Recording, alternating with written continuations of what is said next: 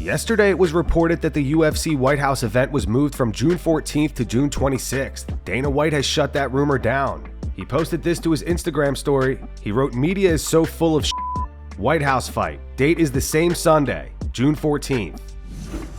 Joe Rogan says MMA needs more weight classes, arguing that expanding divisions would reduce extreme weight cuts, improve fighter health, and create more champions, something he believes could even make 3-division champions possible in the sport.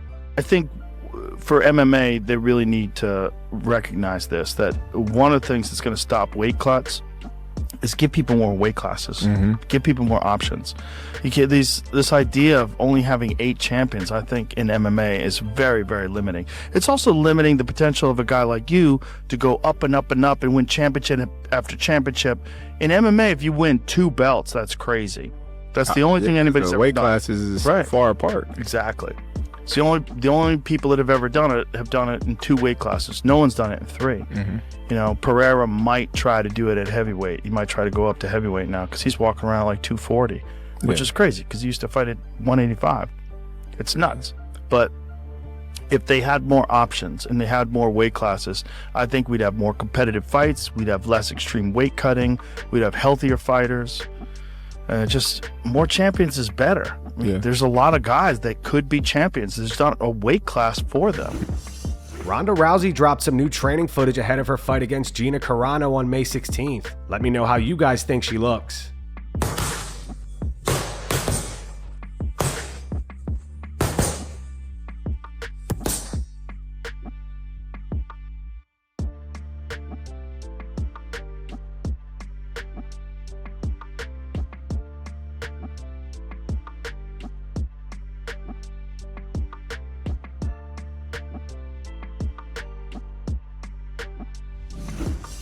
Charles Oliveira says he wants his father to place the BMF belt around his waist if he defeats Max Holloway at UFC 326. Oliveira believes he made a strong statement with his recent submission win over Mateusz Gamrot and feels like he will make another run at the undisputed lightweight title. In an interview with MMA Junkie, Oliveira said, "My father. The reality is if my father and mother hadn't believed in me and supported me, none of this would have ever happened. None of this would be possible. I wouldn't be here. Having my father put the belt on me, that would be amazing. It's definitely huge. It's one more thing that I can add to my legacy. It's one more achievement. It's great. I think that last fight I made a statement. I sent a message to everyone in the division. The lion is still hungry, and I definitely think I'm going to make another run for it, and I'm going to become a champion."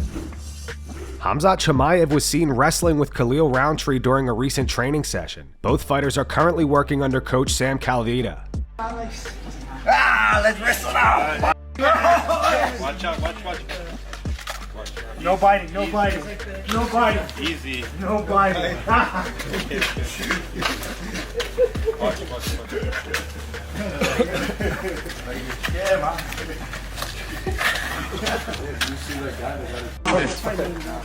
Yours? I found a good height. Good height. Sean Strickland is already back in the gym training, following his TKO win over Anthony Hernandez over the weekend. What's up, guys? This is an example of a human being, fighter, bad motherfucker. Just fought this weekend. He's already in the gym today, sparring. The guy is here. Let's go. I'm trying to embrace my inner Brazilian, you guys. I'm trying to be that motherfucker. Guys here, bro. What the f? You wanna kick some ass? Go. You get ready, cause he's coming for you. Let's go. Eric Nicksick isn't a fan of Khamzat Chimaev and Sean Strickland publicly going back and forth about who got the better of each other in training. The situation dates back a few years to when Khamzat and Darren Till spent time training at Extreme Couture. Speaking to Submission Radio, Nicksick said, "I think what happens in the training room should stay in the training room. Training is training. Guys should be putting themselves in less advantageous positions to make themselves better. We do a lot of situational sparring and training, but again, outside of camp, I think guys should be working on things and exploring new options, developing new tactics and techniques. Thinking that just because you beat a guy in the training room, whether you're on A side or B side, you shouldn't take that into the fight. What happens in the training room, I feel like should stay in the room.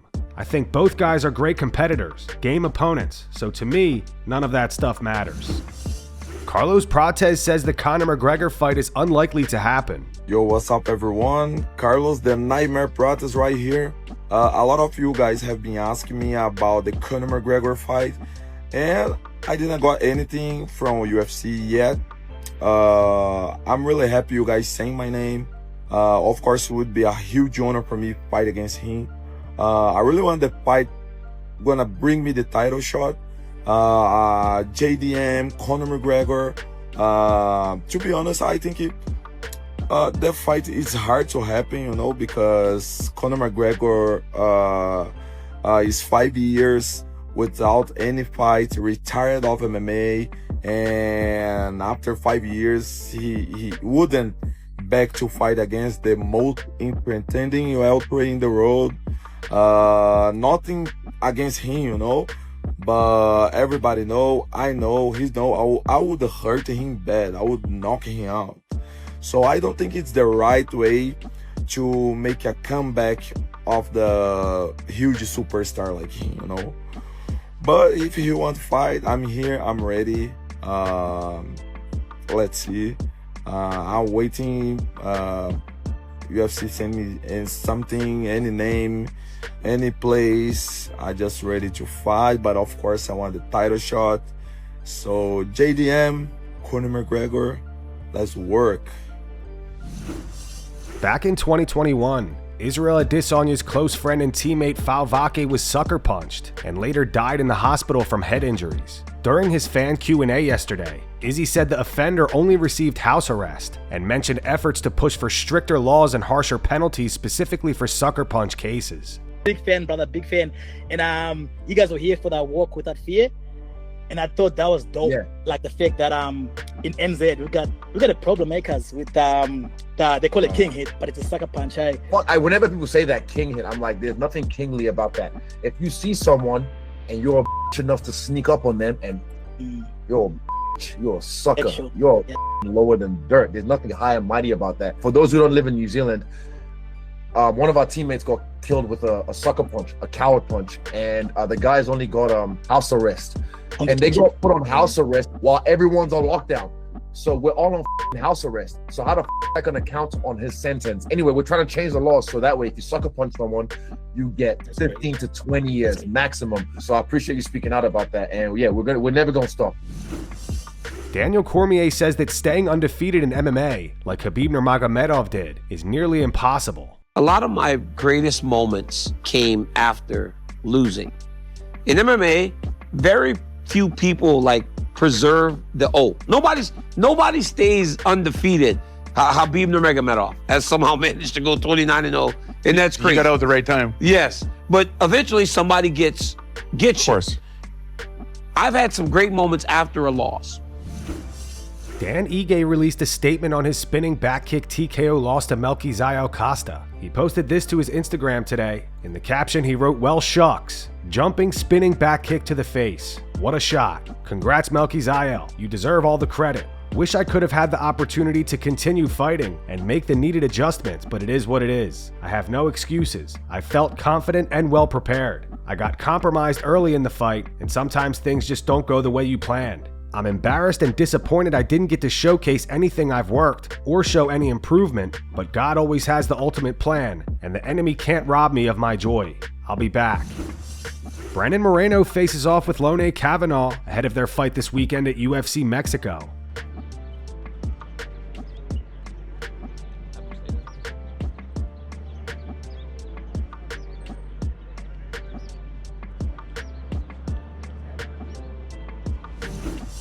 Michael Bisping thinks Anthony Hernandez may drop down to the welterweight division following his recent TKO loss to Sean Strickland.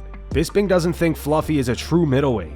On his YouTube channel, he said Fluffy could probably make welterweight. That's my honest opinion. He could probably make welterweight because he's not the most hard-bodied, maybe a little soft-bodied, and I think maybe that's hence the nickname Fluffy. He needs to maybe work on that because he could be a champion. Certainly in the welterweight division, certainly at middleweight, because the man was on a ridiculous 8-fight winning streak, but you've got to make the sacrifices. Caio Borralho's entire gym was hyping him up as he closed out an intense ground and pound session on the heavy bag.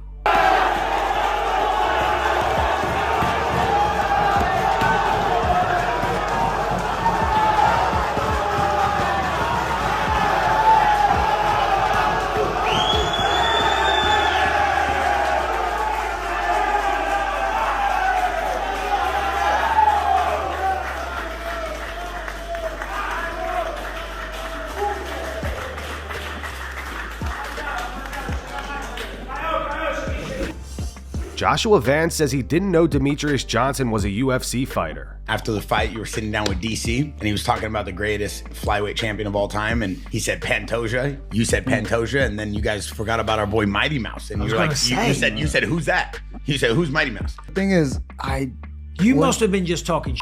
No. Like No, come on. You know who Mighty Mouse is. I swear to God, like I didn't know he was in the UFC.